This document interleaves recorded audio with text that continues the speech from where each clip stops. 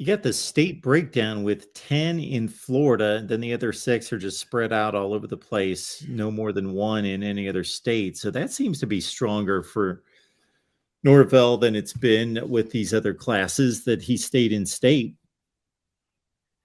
Yeah, and that's something that I think that comes down to him having more guys with ties that are more comfortable recruiting the state of Florida. But I think now with proof of concept, they've got to go in, recruit heavier, and recruit a little bit more braggadocious. Let them know every time you go to Miami. I would recruit every tweet. I mean, I would send a tweet to every recruit that's between us and Miami, something at 2:15 every day. And anybody who doesn't know what that means, 2:15 is 45 minutes to 3. So I'm making sure everybody knows at every given point that we beat Miami 45-3 with this lion ass Cuban that they got. Matter of fact, Mike, you should say that about Mario and Ruiz. I give you permission to call them that.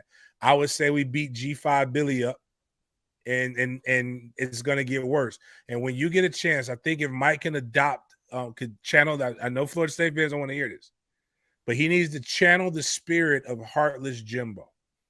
Heartless Jimbo in 2013 was somebody to watch and behold. That's when they beat was it Boston College that was ranked and they had the hangman noose? No, Maryland. It was Maryland. Like, you need to go beat teams like that.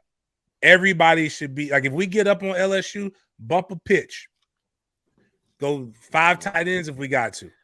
Like, just we got them now. Beat the brakes off of people unmercifully.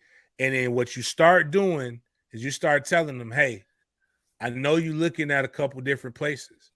We got this thing rolling. You could either come be a part of this, or I'm going to tell you, for every recruit they flip of ours, or every battle that Miami beats us, I'm going to add. Matter of fact, that's what I'm going to start saying. Every battle that Miami beats us in, Mike's going to add a touchdown. So if you beat us head-to-head in 5, we're going to beat you by that many touchdowns. That's the minimum. And I think that's kind of the braggadocious that they need to kind of bring to the trail. Well, they got the stats now to back them up. They haven't been able to do that. And now if you add on the stats, and Mike Norvell talked about it during the press conference, said top 10 on offense and defense. Not a lot of colleges right now can say that. Not a lot. And they're going to use that, and they can brag a lot now. And I think Mike Norvell has that kind of energy. That's what you like about him as a coach, definitely when it comes down to rivalries in Florida and Miami. And now it's Clemson too.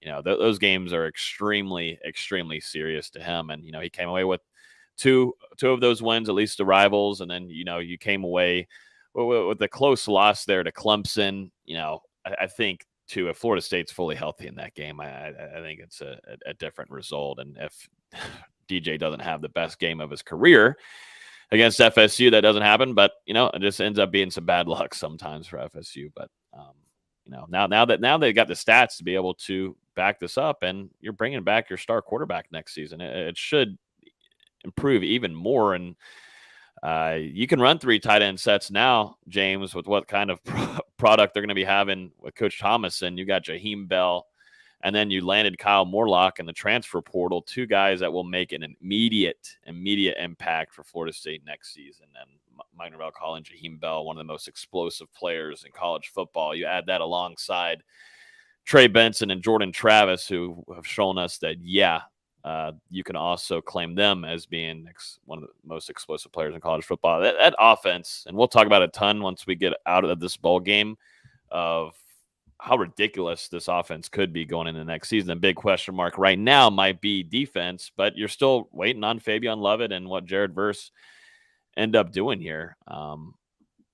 It's at least we're at this point now where it's fun to talk about. It really is exciting to talk about. And next week, then we'll preview Florida State versus Oklahoma and Orlando, which should be able to run about 350 yards on them, maybe by the third quarter.